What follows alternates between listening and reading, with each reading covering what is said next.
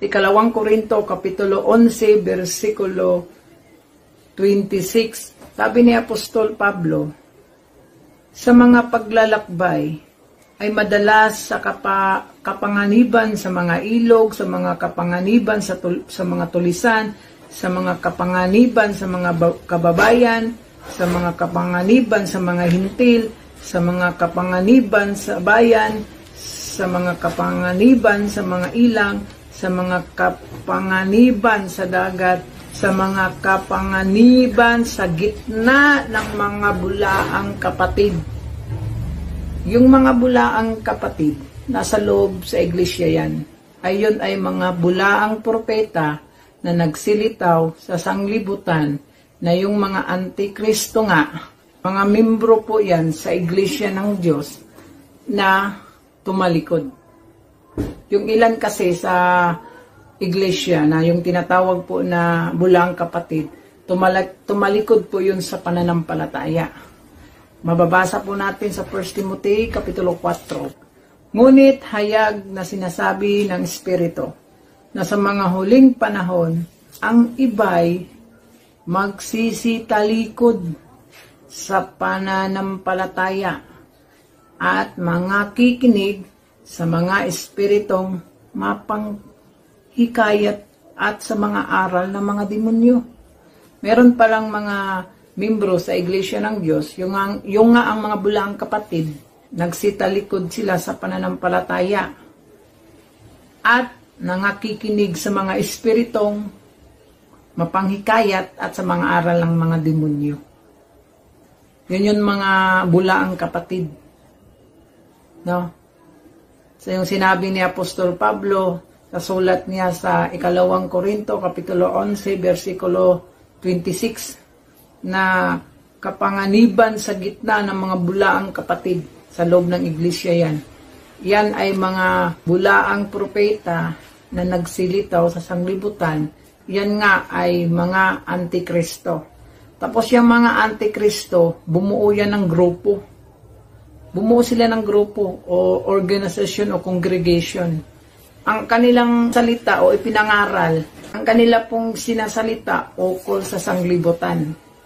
Ibig sabihin, mga bagay na ukol sa lupa. Meron man silang Hesus, pero ibang Hesus. Anong katunayan na ibang Hesus? Ganito ang pagkasabi, sapagkat kung yaong paririto ay mangaral ng ibang Hesus, meron talagang ibang Hesus na hindi namin ipinangaral, o kung kayo'y nagsisitanggap ng ibang espiritu na hindi niyo tinanggap, o ibang ebanghelyo na hindi niyo tinanggap, ay mabuting pagpisan ninyo. Diba? Yung pong mga bulaang propeta na nagsilitaw sa sanglibutan, na yun nga yung mga antikristo na nasa loob ng iglesia, yun ay mga tinawag ni Pablo na mga bulaang kapatid. Tingnan mo yung sinasabi ni Pablo sa Galatia, Kapitulo 2, versikulo 4. At yaon ay dahil sa mga hindi tunay na kapatid. Yun ay mga hindi tunay na kapatid na ipinasok ng lihim, na nagsipasok ng lihim upang tiktika ng aming kalayaan na taglay namin kay Kristo Hesus, upang kami ilagay nila sa pagkaalipin. Yung mga bulaang propeta na mga antikristo. Tapos ang kanila pong doktrina o aral ay aral ng mga demonyo na ukol, mga bagay ukol sa lupa, pang sanglibutan. No? Mga bulaang kapatid po yan. Kumbaga, hindi tunay na Kristiyano.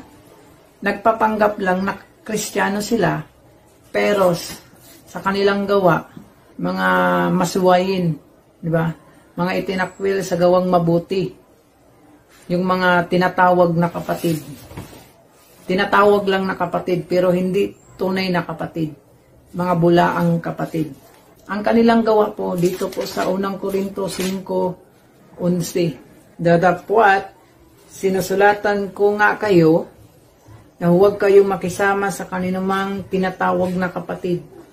Tinatawag na kapatid, kung siya'y mapakiapid, masakim, mananamba sa Diyos-Diyusan, mapagtungayaw o manlalasing o manlulupi, sa gayoy wag man lamang kayong makisalo. Yan ang kanila pong identity. Tapos, tinawag silang mga aso at mga masamang kamanggagawa.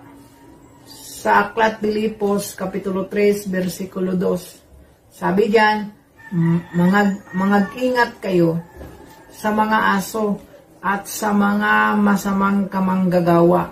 Mga masasama talaga yan sila na mga worker at mga aso. Ang tanong, sino yung mga aso? Yung aso, symbolize yon sa mga ngaral. Yung mga ngaral na yon na sinimbolo sa aso, yun ay mga bulaang propeta na nagsilitaw sa sanglibutan na mga antikristo na ang kanilang sinalita ay ukol, mga bagay na ukol sa sanglibutan o sa lupa. Na tinawag na silang aso sa Isaiah 56:11, sila ay mga pastor. Tinawag silang mga pastor, mga bulaang propeta yan, mga antikristo yan, na nagsilitaw sa panahon ni Apostol Pablo or sa Apostol Juan. Kasi patay na si Apostol Pablo dyan yung sulat ni Apostol Juan. Kasi sinulat po ang Book of John, 98 AD. Namatay po si Pablo, possibility, 65 to 66 AD, wala na si Apostol Pablo. Ibig sabihin, yung mga sulat ni Apostol Juan, 98 AD, wala na si Apostol Pablo dyan. Ngayon, nagsilitaw nga sila sa sanglibutan. Diba? Tama yung sinasabi ni Apostol Pablo, yung mga aso, ng mga masamang kamanggagawa, ng mga bulaang propeta, ng mga kapatid yan dati sa loob sa iglesia, na tinawag ni Apostol Pablo, hindi tunay na kapatid, kundi mga bulaang kapatid. Hindi tunay na kapatid, mga bulaang kapatid yun. Na, siyempre, labas na sila sa iglesia, kasi nagsitalikod sila, yung iba, at nakikinig sa mga espiritong mapanghikayat at sa mga aral ng demonyo. Ngayon, isinimbolize sila sa mga aso, na mga pastor. Tapos pastor sila na nagpapakitang galang dahil sa, basa tayo, Judas 1:12 hanggang 16. Ang mga ito'y pawang mga batong natatago sa iyong piging na pag-iibigan. Mayroon din silang ganun, no? Kung sila'y nakipagpiging sa inyo, mga pastor na walang takot, na nangagpapasabsab sa kanilang sarili, mga alapap na walang tubig na tinangay ng mga hangin, mga punong kahoy taginaw na walang bunga yun, na makalawang namatay, binunot, pati ugat. Sa 16, ang mga ito'y mga mapagbulong. Yung palang mga bulang propeta na mga antikristo, mapagbulong yun. Tapos sinimbolo sa aso, yung mga pastor, ito, mapagbulong, mga madaingin na nagsisilakad ayon sa kanilang masasamang pita. At mga kanilang bibig ay nagsasalita ng mga kapalaluan. Mapagmataas kasi yun sila, kapalaluan, na nagpapakita ng galang sa mga tao, nagpapakita sila ng galang sa mga tao dahil sa pakikinabangin, dahil sa pera, dahil sa yaman, kayamanan. Kaya sila nagpapalalo, mga pastor na sinimbolo sa aso, mga asong matatakaw, nagpapakita pa ng galang dahil sa pakinabangin.